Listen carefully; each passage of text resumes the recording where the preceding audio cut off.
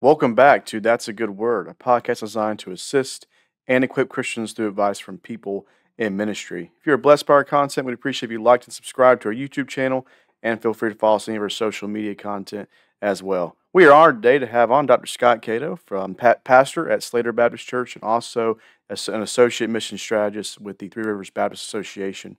We are very thankful he's given us his time today. Thank you, Scott, for being here. Absolutely. Thanks for having me. Yes, sir. So as we start every podcast, we'll get an opportunity to share your testimony and talk about your story in ministry. Sure. Yeah. So my testimony, probably by the time I was 13 or 14, didn't grow up consistently attending church, but started attending a youth group in my hometown, Camden, South Carolina, and really just enjoyed being around Christians. Thought they were really nice people, and made a decision for Jesus, if you will. But looking back on it now, would say that honestly, I really just wanted people to like me, wanted to be around folks, and so was baptized. Ended up going to North Greenville, got a scholarship to come to college up here, and when I left home, I ended up making some very poor decisions first 3 years of my college career. Not necessary to go into a lot of detail, just go really bad decisions, and realized probably by second or third year at North Greenville that not only was I not a Christian, I really didn't want anything to do with Christianity. And so, long story short, summer of between my junior and senior year, some of the decisions that I made in my life were beginning to catch up to me, and was really afraid. Sat down in the dining hall, was doing summer session, working in the school, and sat down in the dining hall and read the Gospel of Matthew. And by the time I got to the end of the Gospel of Matthew in June of 1998, I realized that Jesus Christ was Lord and that I did not know him. And so I took my Bible. I went into one of the professors at the school at the time, Chad Brandt, who just went to be with the Lord not too long ago, and put my Bible down on his desk and said, for the first time in my life, I believe that everything in this book is true. I don't know what to do. And he taught me through what it means to be a Christian, and so was converted in 98. At that point, went from there to kind of an outspoken, like being in front of people sort of guy. And so there was an internal push and to some degree an external push. I'd say it's mostly internal to get me involved in ministry. And so I had been a Christian for less than 6 months, and I was preaching in churches and serving in teams. And now I can say I didn't have any business doing that. I had not been discipled. I did not know what a Christian really was or how a Christian should act. And I like to read and I like to learn. And so I was just kind of outputting what I was inputting. And so I graduated in 99. My wife and I got married in the year 2000. And in 2001, we moved to Wake Forest, North Carolina, to begin Southeastern Seminary. I started Southeastern in 2001, took 3 semesters of courses, and my wife and I took a course together called Foundations of Marriage and the Family. Back then, both the husband and the wife had to take the course together. Right. And it raised some really great questions for us that led my wife to a moment where she felt, and I praise the Lord for this, transparent enough to say that she didn't feel like God was calling her to ministry. And not only that, I never really asked her what to do. And so, not knowing what to do, I walked into one of my professor's offices there, told him the story. He opened up 1 Timothy 3 and said, "You are not qualified to serve as a pastor." And I went, "Okay, well," because I can't argue with the scriptures. If a man can't manage his own household, how can he manage the household of God? And I went, "So what do I need to do?" And he said, "You need to drop out of seminary, get a job, find a church, and be discipled." And so that's literally what I did. So beginning of 2003, I left seminary. Walked off the campus at Southeastern Baptist Theological Seminary and walked on the campus of a apartment complex and picked up trash. Started out just picking up garbage, doing grounds work for those guys. Found a great church that we joined up in Raleigh, and finally found good, godly men who were willing to invest in me and pour in me and help me learn more of what it meant to be a Christian, what it meant to be a Christian man, what it meant to lead your household.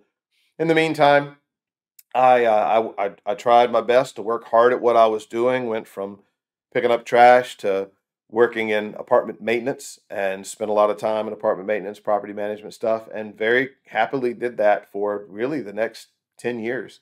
And the whole time, one of the guys that was discipling me challenged me early on to never say anything about ministry to my wife.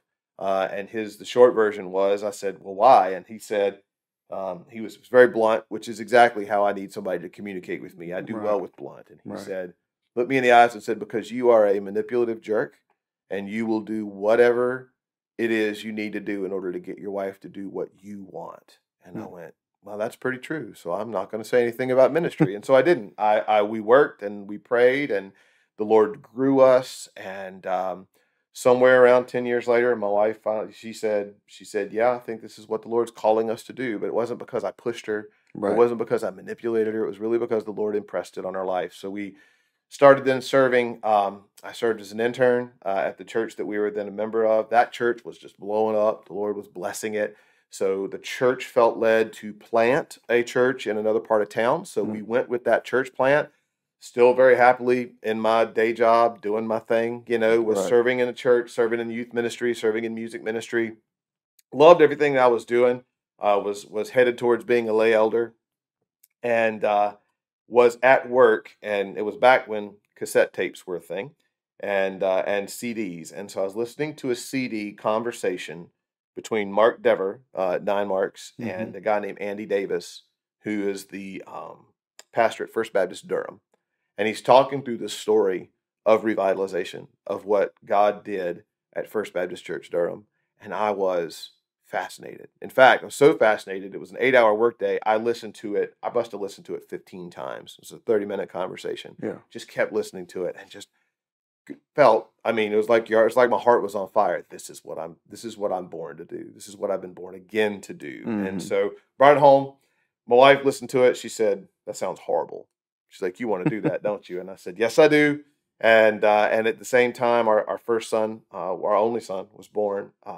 It was about 2012. And so as we prayed about it, we felt like the Lord was calling us to go to a place that really no one had ever really heard of, that no one would move to on purpose, because our heart wasn't just for revitalization. It was for revitalization in a rural context, in a forgotten place. And so we moved here to Greenville, not because it was forgotten, but because we knew that we would be close to those places. And my wife's family is from here. So moved here and prayed and considered, and was part of a group of guys who were church planters, much younger than me at the time.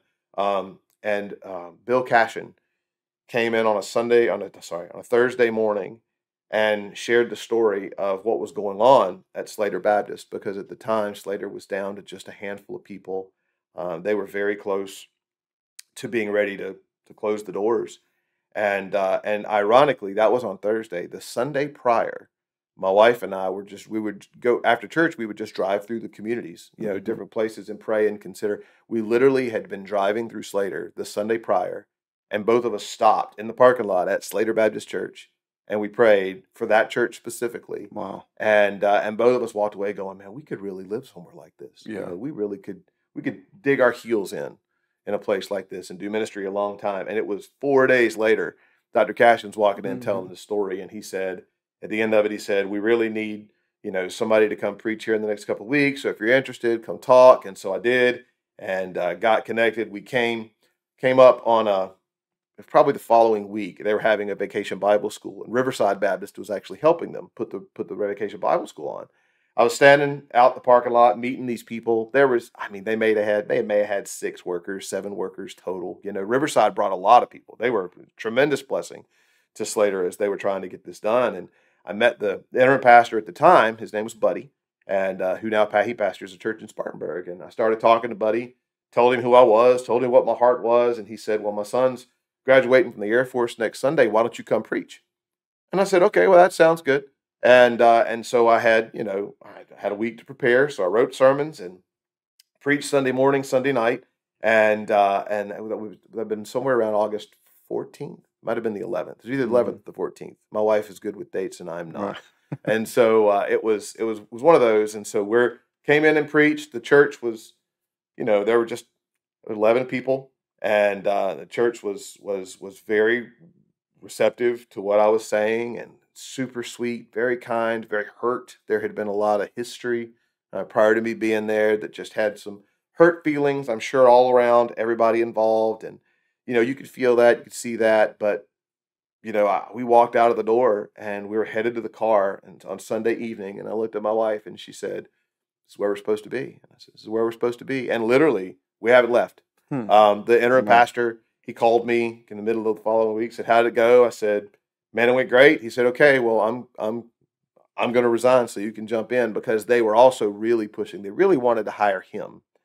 And he didn't feel like the Lord had called him to that congregation, which I would wholeheartedly agree with now, obviously. Right. And so it felt like the best option would be for me to jump in. So I jumped in and began serving at Slater, kind of a trial basis, if you will. I wouldn't necessarily call it an interim, because my intentions weren't to serve as an interim pastor. It was basically I need you to know who I am, and I want to know who you are, and let's get to know each other and see how this works. And that was in August. And we loved it, and the church loved us. And by November, they had called us to serve called me to serve as pastor, and I have been there since. So yeah, August will be 10 years. Wow, that's awesome. I think your story is awesome. I think when you left seminary in Southeastern, right? I mean, I think for many people, it would be easy just to kind of wonder, well, where's the direction I'm at now? Because you see, like, I had that calling. This is what God wants me to do, and then kind of a detour hits. Yep. But down the road, it might have been a while down the road, but you see that God was working the whole time.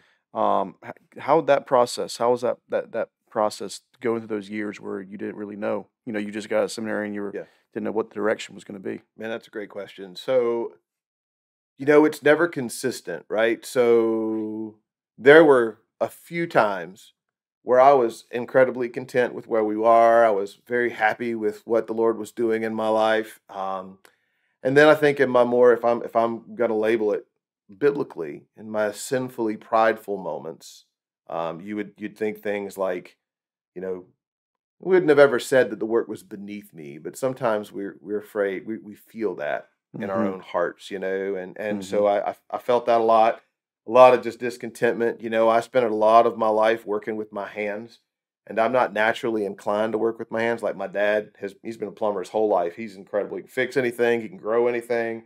I was not born with those qualities. I can read anything, right. And I love people. But in terms of fixing things, blue collar work, I just was not naturally inclined to it. There's a gifting there. It's not an inferior calling. It's just a different one. Right. And I was not gifted in it. And you can feel that lack of giftedness when you're working in that, and it feels like a square peg in a round hole. So there's a lot of times that the Lord was sanctifying me through putting me exactly where I didn't want to be. So that he would produce in me something that would not have been there before. And for that now I'm thankful. But if you were going to ask me, year 4 or year 5 of sitting in this period of waiting, I would have told you I want to do something different. I want to do something more. And so now what that's granted me, especially as a pastor, is an opportunity to talk to people and say, I know how it feels to feel like you're supposed to be somewhere else, and yet here you are. Like, I know how it feels to feel like you're called to do A, and yet God's put you in this place to do B. Mm-hmm. And it's not that he's not faithful, and it may not be that you're not called. It may be that you're not called. You know, Spurgeon said that God has every right to both call men into and out of ministry, Right. and he can do so as he wills. Just because he's called you into ministry early doesn't mean you're going to stay in ministry late. Doesn't mean you're going to be in ministry in your middle age, and that's not lesser or greater. He is sovereign over all things, but he's particularly over his church, Right. and over the people of his church, and so he moves people where he will. And our job is to humbly accept that. That took me a while. I think that if I'm going to chalk it up to me, I'm so stubborn and so slow to learn really important things that I would say that that's a lot of the reason that God kept me in that one spot for so long, so that I would learn this. But there's so much of pushing against and resisting of, no, this is not right. I need to be in this thing, doing this thing. Right. This is where I'm supposed to be. And you can miss so much of God's blessing by looking forward and not really just learning. That's why Paul said, godliness with contentment is great gain. Mm-hmm. And that was my 10-year lesson. During that time, we went through numerous doctor visits where the doctors told us we would never be able to have children. We walked through a whole lot of difficulty in our own lives and learned so much about who we were, and all of that produced in us, but particularly in me, something that just wouldn't have been there before. Right. I think so many of us have this idea. Maybe it's early on. I know I might have had this idea really early on with sanctification. When you become a Christian, when you're justified, that is a very, give or take, an easier process. I mean, you just realize that I'm in need of a Savior. Yep. And it's immediate. and You're it's declared righteous. Exactly. Yeah. Right. And it's a glorious thing. Then you actually walk through the process of sanctification, and it's extremely hard. Whole different. Absolutely. And I think maybe I know for me, I didn't think it was going to be as hard as it was. I didn't really know what I was getting into, but it's a very difficult walk. And I don't know of many good godly men that didn't have very difficult seasons where it was just really hard. Right. And I imagine your life. I mean. But like you said, that decade, where God was preparing you and you didn't know what was going to happen. Right. That served to advance God's kingdom in ways we might not even know. Exactly. It wasn't wasted. Right. Mm-hmm. It's worth it. Whatever God moves to do in our lives, and wherever He takes us in our lives, is always worth it.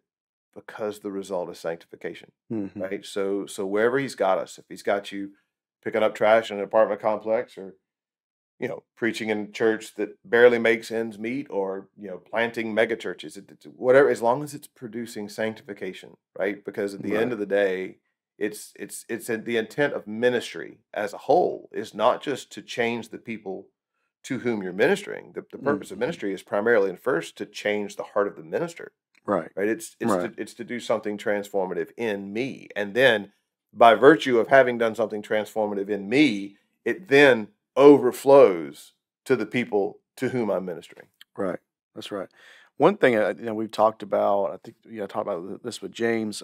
For revitalization now, a lot of new pastors, their first pastoral role will be in a church that's a revitalization work. That's extremely, Absolutely. A small congregation, a hurting congregation. That was your experience. You started out as your first lead pastor role was in a church that was struggling. Yep. How was that process? Just going from there to where you are now. I mean, I imagine there was a lot of ups and downs, but starting out there, was there some fear going into that? Oh yeah. Yes, absolutely. So how was it? I think the overall, it's the hardest thing I've ever done in my whole life. Especially in terms of any kind of work. It's way harder than you think it's going to be. Like, it's actually really good. For what it's worth, I think it's really good that God's calling young guys, especially, into this work, because there's got to be a degree of not exactly knowing what you're getting into in order to be able to do it. Right. Because if you can see what's coming, it's kind of how God's revelation to what He's doing in our lives is very progressive and very step by step. Because if you knew what was happening 5 years from now, you'd be so scared of it that you'd probably mess it up on the way. That's right. So He reveals it to you incrementally, right? So now 10 years in, can look back at year 2 or year 6 or even year 9 and go, man, that was a brutal year, right? But when you're in the middle of it and the water's boiling, you know it's bad, Yeah. but you don't really have perspective for how difficult things are. But it has been, yeah, it's been so sweet. I mean, I still love it. We left church on Sunday and came home, and I looked at my wife and I said, it is unbelievable to me what the Lord is doing in this congregation with these people. Mm-hmm. And now, Mm-hmm.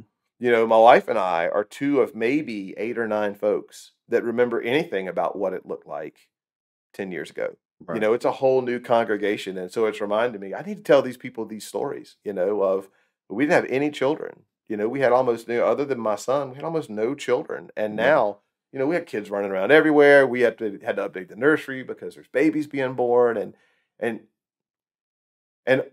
taking those things for granted is step 1 towards church decline. Like the Mm-hmm. moment a church begins to just presume on those things and not be grateful to God for whatever gifts he's given you, that's step 1 of church decline. That's right. Yeah. And so now the challenge 10 years in is helping people is not just to have created a more healthy culture in the church, but to think about, okay, over the next 10 years, Mm-hmm. where do we want to go? How do we want to get here? How are we engaging our culture? How are we reaching our community? How are we getting the gospel out? And how do we keep from being where we were 10 years ago? Right. For young guys that are going to be getting into this role, you're someone that has experience where it's gone well, Yep. and God has blessed it. How would you encourage young guys that are getting started out in this and they are afraid? Is it more of just don't our perspective is different. Sometimes our perception of things in the moment can be very bad. Would it just be like, hey, have perspective from a 30,000-foot view? Look at it. Look at how things will be down the road. Because it's Sure. hard. It's so hard for us to do that in the moment. Man, it really is, because I know faithful brothers, I mean dearly faithful brothers, who've done much of the same things that I've done and haven't seen their church change or grow. Yeah. Yeah. And that's not an indictment on them, Right. right? That's Like right. at the end of the day, most of us as pastors need somebody to say, whether it's revitalization or not, we need somebody to say, brother, your job is to be faithful, Mm-hmm. right? Be faithful to the scriptures, be faithful to the Lord, be faithful to your wife, be faithful to your church. Growing a church is above all of our pay grades. It's not our job. Creating a healthy church is above my pay grade. I cannot do it. And so Right. I had to come to the conclusion, because the church was in such a desperate position. I found out just a couple of years ago, I didn't even know this at the beginning, that a month prior to me coming to Slater, one of the last remaining deacon of the church had brought the keys of the building to the association because they were done.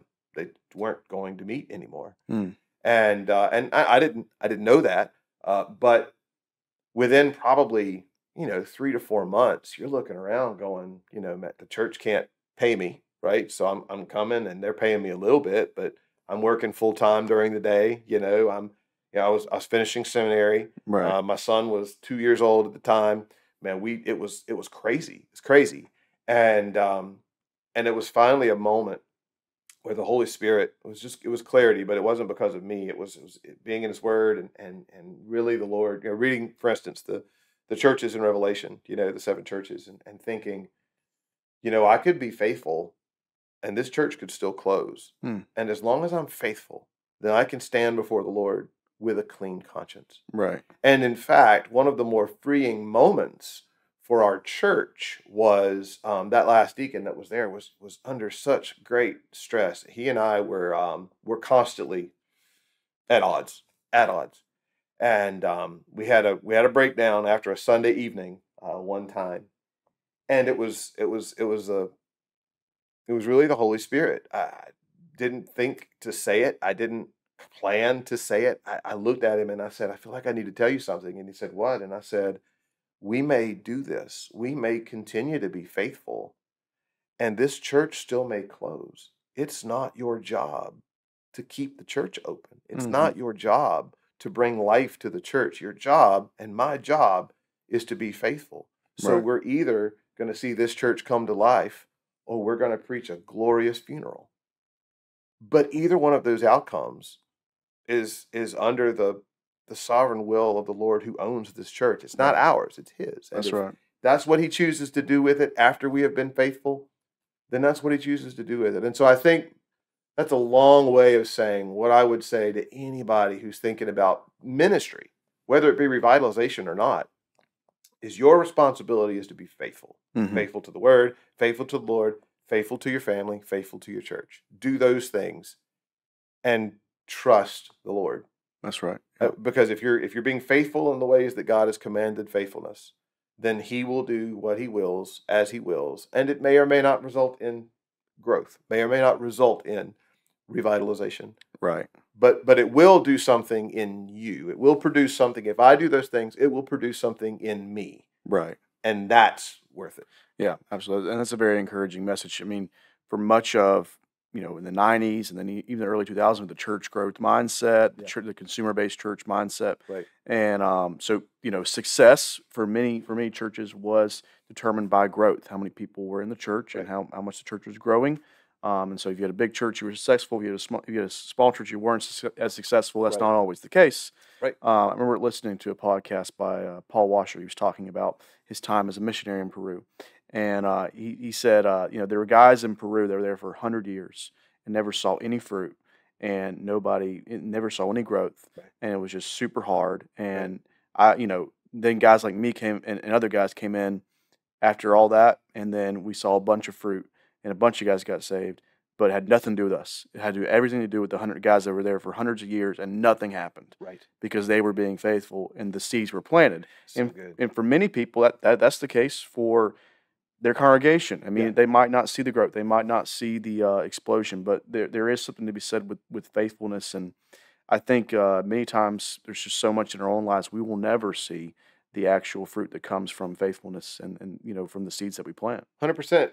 The metrics that the church growth movement gave us can be helpful as long as we keep them secondary, mm-hmm. right? That's right? So there is something to, how many baptisms have you had in the last 5 years? There is something to, what does your average attendance look like? I think there's more to what does your small group attendance look like. That's right. But when you look at those numbers, the real question, the problem comes, I think, in that we ask those questions first and not second. When we first ask the question, am I being faithful? Mm-hmm. And we isolate it to those four areas. Am I being faithful to the Lord? Am I being faithful to the Word? Am I being faithful to my family? Am I being faithful to the church? Well, now we can use the tools that the church growth movement, some of the tools that the church growth movement has provided us, because we keep them in their proper perspective. Because I may be faithfully applying the Word of God to my church, and I may be experiencing addition by subtraction, because I may have some folks in that congregation who have not heard the Word of God preached clearly, have not had sin confronted in their lives, and not everybody responds positively to those sorts of things. When you come into a church and you preach, this is what God has said, and you speak to people who've lived their lifetime in the church, and they've never had a pastor who's loved their soul enough to warn them, not only warn them of the dangers of sin, but point out areas of consistent sin. And sometimes those people don't stay. Right. And the church growth metric would tell you that that's the wrong approach, but God's Word would tell you that that's the right approach. And so it comes back to understanding the right perspective of all those things. They just have to be second. As long as they're secondary, then I can filter them through kind of the faithfulness filter. Right. That's right. And there's so much, we talked about this before the podcast a little bit, how discouraged pastors are, and how important communication is, because there's so many pastors out there that, are being faithful and they don't see anything come of it, at least in their mind, right? At least from our perception of things, right? And it's discouraging. I mean, it can just crush people, and there are a lot of pastors that live in quiet desperation, and and it's hard to communicate sometimes. Absolutely. You hit the word I was literally thinking, desperation. Right. And then it causes you to try to fumble in the dark for just anything. Right, and that's really, as part of the importance of the Three Rivers Baptist Association, why y'all exist, is that communication, because Absolutely. there are pastors need to talk to each other. Yes. That's important, and community is important, and people need to be there, like y'all are, to support our pastors. I'm sure you've seen in that role. There are people out there that are trying really hard, but it's difficult. And I imagine the Thrive groups and the community really helps. 100%. Absolutely. So in our association, my particular passion, apart from church revitalization, is what Mark Clifton would call us normative size churches. So 80% of the SBC is under 125 in worship on Sunday morning. Most of those churches have a single pastor, one staff member. They don't operate with like a plurality of elders or anything like that. And man, it's lonely work. It's amazing how you can be 3 miles away from another pastor, walk in on Sunday to a room full of Christians and feel like you're the loneliest person in the world. And so a whole lot of the work that I love to do, probably my favorite part of the job, is to be able to connect with those guys in those normative, normal-sized churches and take them to lunch and get to hear their heart, provide for them a place where they can say whatever's going on, and I'm not going to try to fix it, right? If they ask me for counsel, that will definitely happen. If you want advice, yes, but I'm not here to fix your church, man. I'm here to listen to you. Right. I'm here to know what's going on in your life, right. How I can encourage you, how can I care for you, how can I help care for your family, like what's going on with your kids, what's going on with your wife, those sorts of things. And part of the reason that I get to do that is because I've lived it, so for 10 years, been, the full-time. So we operate with a plurality of elders, but our other elder he works full-time during the day. Right. So we have elders meetings on Wednesday before church, and it's an hour and a half, and then I see him again on Sunday, and that's kind of it because he's wide open. And so it still feels, even operating that way, it still feels very often like a very lonely work. And so for me, honestly, it's mutually beneficial because I can come and have these relationships with these guys and talk to them and not only get to hear their problems, but relate to them because I'm probably experiencing at least some of them, even in the context that I'm ministering in now. And so the desperation, the loneliness, that's the work of the association. If we can push against that by providing community for these guys in ways that are confidential and helpful, then absolutely we want to do that any way we can. That's right. That's right. We'll transition. We've already talked about some of the things that I'm sure Sure. we'll cover in this book. But this guy's written a book, Effective Interim Pastors, Biblical Principles for Interim Pastoral Ministry. And this actually come out really recent. Yeah, I believe. published in November. Yep. So congratulations. Thank It's on you. Amazon. We'll put It is a link. on Amazon. It's on Amazon. Yeah. We'll put a link in the description. Paperback, Kindle. I'm sure it's got all the options. So. Yep. Let you kind of dive into what the book was about, what the motivation behind it was. Sure. And then we'll talk about, some of the, what effective interim pastors do. Yeah. So this has been, it's been a long time coming for me, probably for the last 4 or 5 years. So I did my doctorate at North Greenville, my DMin, and my research project dissertation was about interim pastoral ministry. Particularly wanted to create a program somehow to train interim pastors in some of the things that we were already doing at the South Carolina Baptist Convention, some of the different revitalization tools that were available. Because in many ways, when a church begins decline, it usually begins before a pastoral tenure ends. But it's hard to communicate with that church, usually until there's some sort of transition in place, right? So a pastor's resigned. The church is in this very sensitive position where they can realize, wow, we probably need to think about doing some things differently. Maybe we need to change some things. And usually that's where you most often have your greatest successes in terms of church revitalization. So my heart was, how do we connect with interim pastors? Because those guys, number one, they're bringing a lifetime of wisdom to the table, right? So you're coming into in a declining church. You're coming into a context usually that's fraught with conflict, hurt feelings.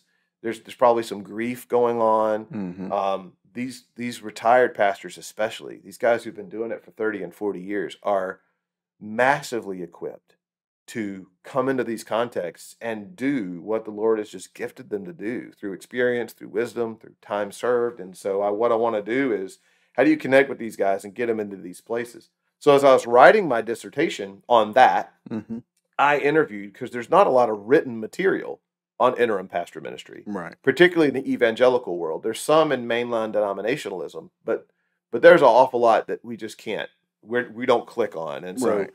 so from an academic standpoint, you could research that stuff, but there's a lot of things that they would say that I would never advise an evangelical interim pastor to do. And so a lot of it was just interviews. Who's doing this really, really well? Who are the guys that I know that are just destroying it, in interim pastor ministry? And so I probably interviewed 100 interim pastors, and 90% of that work I couldn't include in my dissertation. But interviewing all these guys led me to a question, which is, all these guys have to be doing some things similarly. Right. So what are they doing that's similar? What are they doing that they all have in common? And that's really what the book is. The book is, I took the principles. There's 8 principles that I've got outlined in the book that that these guys all were doing that they wouldn't necessarily communicate, because interim pastors, generally speaking, like anybody who's been in ministry long enough, often just communicate through stories. So it wasn't just tell me what the key principles of interim ministry were. I would say, how do you handle conflict? And the next thing you know, I'd have this really great pastor who's telling me a story of how he managed conflict in this church and in this scenario. And your job then as a listener, kind of like you do with this podcast, or a researcher, is to listen to all of that and pull those principles out that they're communicating, but they're not communicating it with data. They're communicating it with stories. And so what I wanted to do is pull all these experiences, see what they all had in common, and boil them down, if you will, and put them in a book, so that when someone's getting started in interim pastor ministry, or if they've done it for a while and just kind of want to say, hey, how can I improve at this? Or if they're thinking about this, or if you're working in my line of work, in like denominational work, associational work, and you're trying to help guys get better at it, what are the key principles that everybody can improve on, that biblically they should improve on, that will lead them to be more effective when they go into transitional ministry? Right, that's right. There are a lot of interim roles, like people go into it and they're like, okay, there's more of a starting point at any point because they're looking for somebody, and so that can be encouraging for some long-time pastors that aren't looking for a long-time role. Sure. That they're going to be in for decades, but there is a sense in which they're going to go into a spot where there's a lot of hurting, like you said. Yep. And I imagine that for a lot of them, they interim pastors, they actually end up dealing with more conflict than they actually believe that they might. Yes. They actually end up going through. It's actually pretty difficult. It is. Did you find that in your studies? It's hard to do really well. So sometimes when we say interim pastor, we mean itinerant preacher. Right? So sometimes we think of the role of the interim pastor as he's coming in, and churches particularly can do this. Think of the interim pastor as the guy who comes in on Sunday and preaches until we hire a pastor. Right. But the Bible really doesn't have any space for that. It comes back to what does the word teach? And if you look at it, the Bible really doesn't have any spot for a person who does that sort of thing. Right. That's right.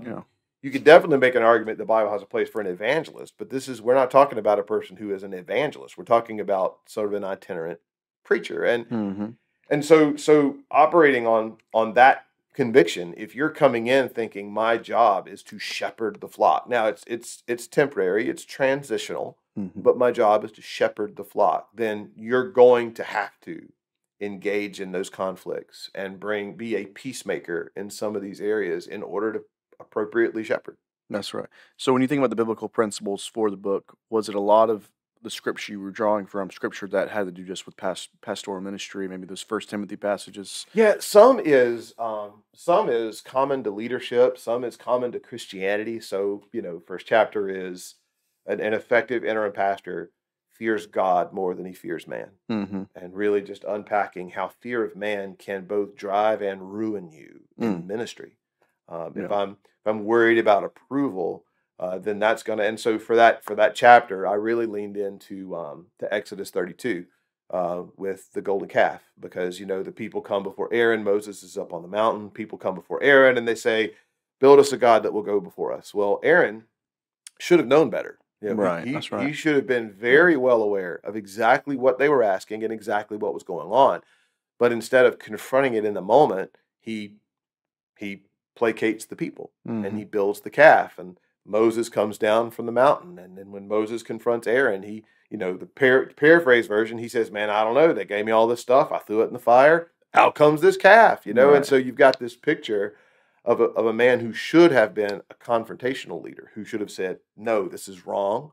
We're not doing this, because, the 10 Commandments had already been given. They knew. They knew not to create a graven image. They had seen God do all these amazing things, and yet they still wanted to do this. And instead of being willing to confront that issue, he placated the people, and the results were tragic. And so, leaning in on a principle like that is really there's a lot of it that's transferable to ministry. There's a lot of it that's transferable just to the Christian life, to leadership.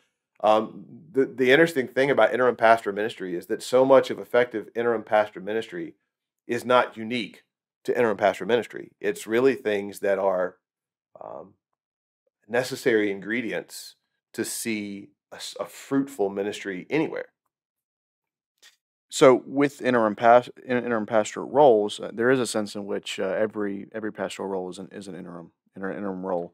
But also at the same time, there is there's also a shepherding the flock there. Yep. There's difficulty to go through. Do you encourage pastors in the book to help along with the process of finding the next pastor, or have that in mind as they're an interim pastor? Yes, yeah. So you just hit on a sentence. It's like one of my favorite sentences in the whole world. We're thinking about interim pastoral ministry, and that's every ministry is transitional ministry, right? Either as a pastor, you're thinking about what the future is going to be like when you're not here, right? Because you're going to retire, or the Lord's going to take you home, or you're not going to be here from some other set of unforeseen circumstances, or Jesus is going to return. But one way or the other, all of our ministries are transitional. And so I like that's so key. And so I think, number one, that is essential, is thinking about the transitional nature of all of our ministries, that it's not just interim ministry that's transitional. And when you think that way, well, then it does kind of free you up to be thinking in terms of how can I help a church transition to their next leader. So then the question of interim pastors have, if things go according to plan, they have wisdom and they have equity in a room that they should be using. Now, the dangerous part of that is sometimes we can come into a context and think we absolutely know what a church should do, but we're Southern Baptist, right? And so I have to remind myself. So when I'm talking to a church, even as the association, I remind myself by saying out loud to the church, this church is not accountable to me in any way. You are an autonomous local body of believers. And if I really believe that, then my job is going to be to come into that context and consult, ask questions, help them think about their future, but to not, you should do this, right? Because we're not a denomination. And because we're not, I need to understand where all those boundaries are, and I need to be at the forefront of honoring those boundaries by asking good questions, helping equip them to make decisions. If you ask me a direct question, I may or may not give you a direct answer depending on what I think you're going to do with it. Because at the end of the day, I'm not helping a church mature if I'm simply just telling them what to do. That's right. And so the same is true for an interim pastor, right? He absolutely must be willing to leverage his equity to help shepherd a church to move in some right directions. If the church is doing something that's just blatantly unbiblical, then he absolutely should help them think through what a biblical alternative to that is. If you're working with a search team and the motives by which you're looking for a pastor are all wrong, then you should absolutely help ask questions, bring them to the scriptures. And so, yes, the interim pastor should and can play a very key role in helping a church find its next less temporary shepherd, if you will, next pastor. But what it would be difficult, challenging to do, and what you probably should think about maybe not doing, is just telling them you need to hire that guy. Like, you let those people make that decision. But you definitely help biblically inform that decision that's the role of the shepherd. Right, that's right. One thing we talked about a second ago was, loving people, especially hurting people. And it's difficult as a pastor because, you don't want to have the people pleaser mentality. But at the same time, you got to care about people. And so for a lot of pastors that I've spoken to, it's very hard because they care about their people. And then they also care, they care to the point where it affects them in their own personal Sure. life. Absolutely. And that can be a hard line to draw, because especially in interim roles, you're going to be having a lot of confrontations. Yep. I bet even with the successful interim pastors, there had to be some discouragement. How did they battle through that? Yeah, I think one of the more fascinating things for me in the research process was to talk to these guys and hear them not just talk about the hits, but the misses. What were the times in which this didn't go quite the way that you'd hoped that it would? That's right, yeah. And to give them, and it did two things. Number one is you learned a great deal just about the latent danger of conflict and of dealing with, and of the fact that sometimes you do all the right things and you don't get all the right outcomes. Mm-hmm. That's just ministry, right? Like if we're intentional in evangelism, we know this, right? Sometimes I can come to you with the best laid out evangelistic plan of what you must do in order to be born again, and you're just going to laugh and walk off, like sometimes, or you're just going to scoff at it, or you're going to put me off, or whatever, right? Like that doesn't mean that my strategy was bad. It doesn't mean that I was being unfaithful.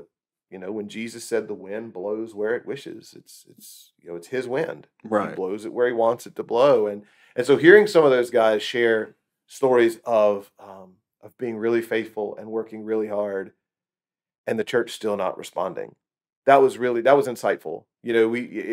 Or to hear, particularly the older guys were really good at this of, I really thought I knew what I was doing. And so I did this, and this. In reality, all these things were wrong. Here's what I should have done.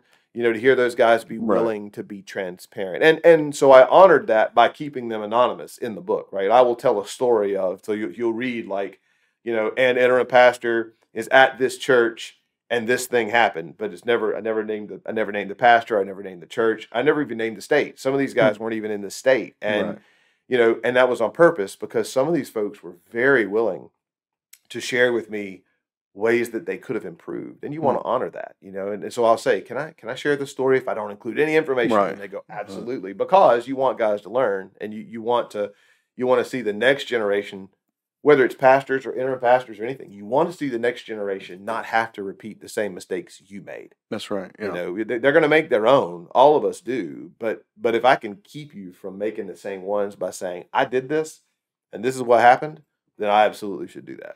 Right.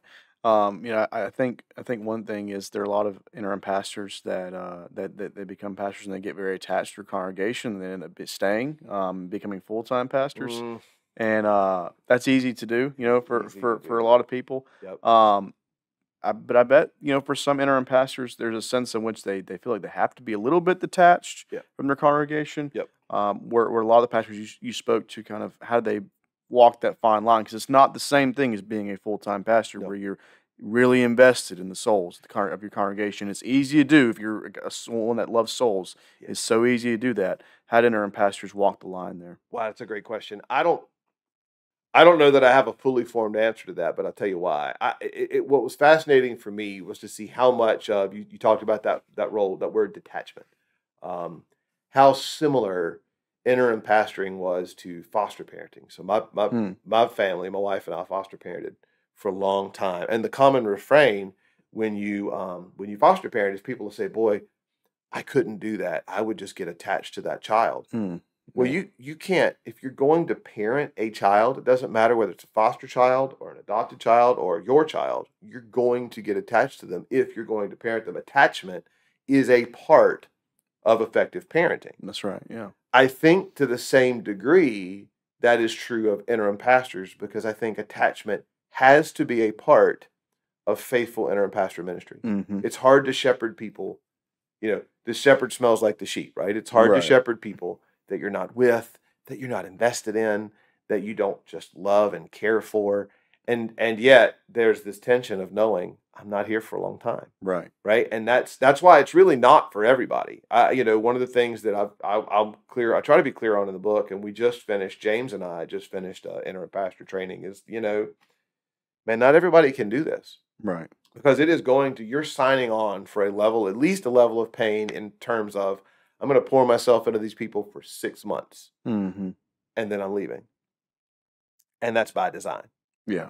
That's hard because there's such a high degree of selflessness involved in being a really effective interim pastor.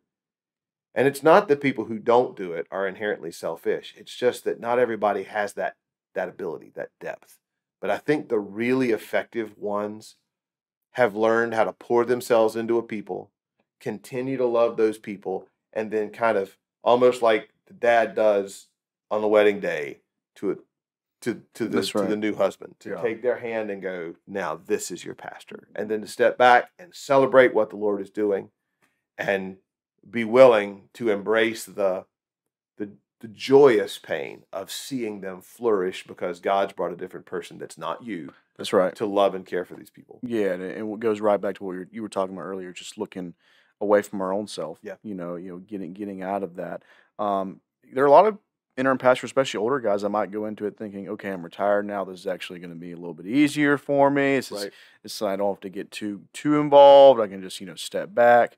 But you've studied pastors. Pastors' hearts. That's just not the case for many of them. They go in and they love the people and they care about them and they care about their souls. So it's a hard line. It is. But and as we wrap up here, I just want to give you an opportunity to talk about anything else in the book you wanted to talk about, any principles or anything you wanted to go through there. Yeah, I think number one is, well, we've already talked about that an interim pastor is a pastor, that your job is still to shepherd the flock. Now, capacity changes as age changes, right? My capacity for ministry as I get older, I can feel it now. I'm not old, but even now you can feel how my capacity is diminishing as wisdom increases. There's this spectrum where as the wisdom of the Christian life grows, the capacity and energy to do things in the Christian life diminishes, and that's I believe that to be by design, right? That's right. And so my job then is to